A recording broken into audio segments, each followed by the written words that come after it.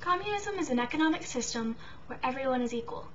It eliminates competition, and it's liked by the have-nots, or the people who don't have much. Capitalism is an economic system that thrives on competition, and it's liked by the people who are the haves, or the people who have money and the resources that they need. Neither is wrong, bad, or evil. It's people that make them that way. They're just ideas. Karl Marx promoted a worldwide workers' rebellion. He said that conflict pushes human history. The Cold War was a war without any direct fighting between the two main combatants, which were the U.S. and the Soviet Union. They were the two superpowers after World War II. MAD stands for Mutually Assured Destruction. The U.S. and the Soviet Union didn't want to fight because they knew that they would destroy the world, which is why it was a Cold War without fighting. They used other weapons, including propaganda, espionage. They didn't trust each other, so they spied on one another. Public opinion, perception, arms races, and economics. The Allies were the US, England, France, and the Soviet Union. The Axis powers were Germany, Italy, and Japan. They were very expansive. They tried to expand. They were a vacuum of power because there was nothing there, so people came to impose their will. After World War II, countries were struggling, and so they were very susceptible to being taken over. Originally, Germany was 4 zones, but 3 of the zones came together to make 2 zones.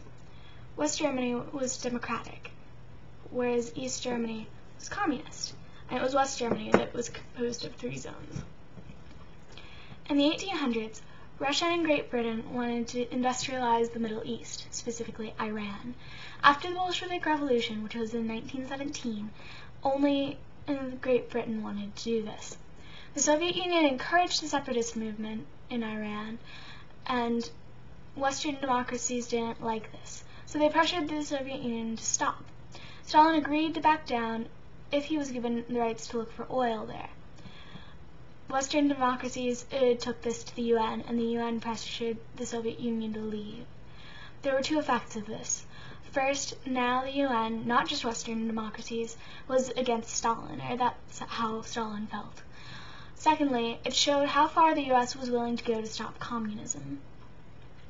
In 1917, the Bolshevik Revolution took place in Russia. Why didn't the US trust Russia? First, it became a communist state. They got rid of a system that had existed longer than the US, and Russia is bigger than the US, so the US citizens were scared that it could happen in the US. You've got this massive country, and its system has been around longer than ours, and if communism is able to take over there, why not here, where we're smaller and younger? Secondly, they got out of World War I. They abandoned their allies, so the U.S. trusted them less in World War II. I mean, if they were willing to abandon you then, why not now? There was the Nazi-Soviet Non-Aggression Pact, that's a mouthful, which was a secret pact between Hitler and Stalin promising not to fight. But Hitler lied. In 1941, through the end of the war, the Soviet Union struggled to fight off Germany. Stalin asked his allies to open a second front, but they didn't. The second front would make it so that Hitler would have other things to be occupied with. And when his allies didn't open a second front, the Soviet Union felt like it was abandoned.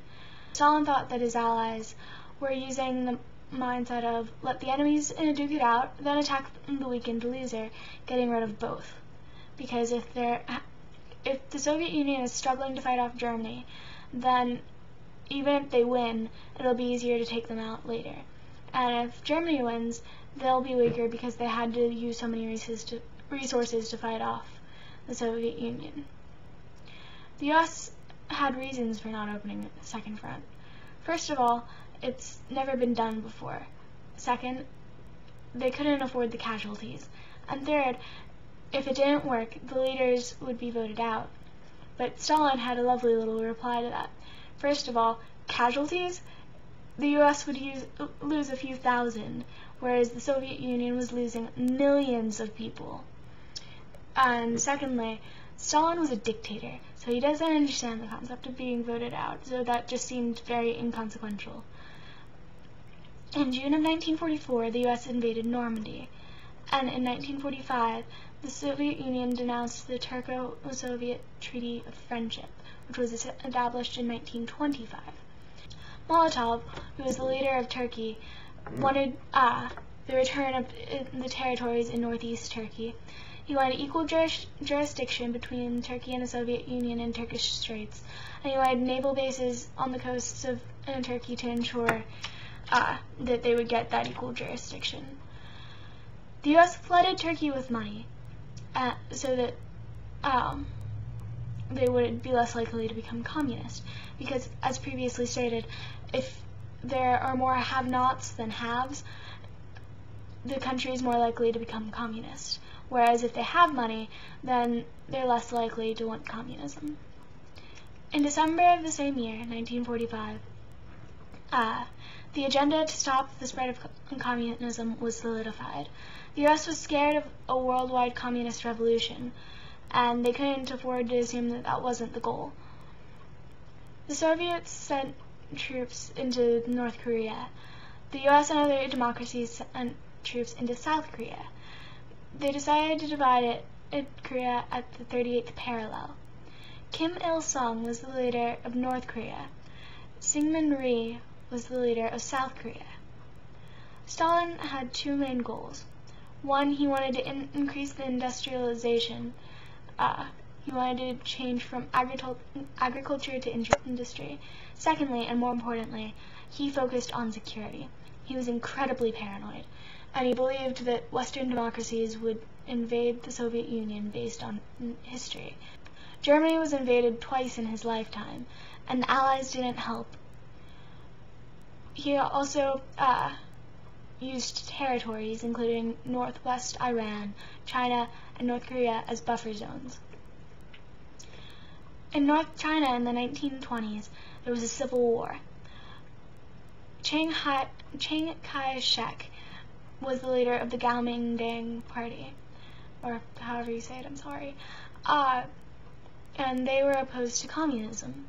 Mao Zedong was the leader of the Chinese Communist Party, or the CCP. In 1933, Japan invaded Manchuria, China, and that led to a pause in the Civil War. They had to come together to fight off Japan. But then in 1945, Mao and Chiang resumed the war, the Civil War, that is.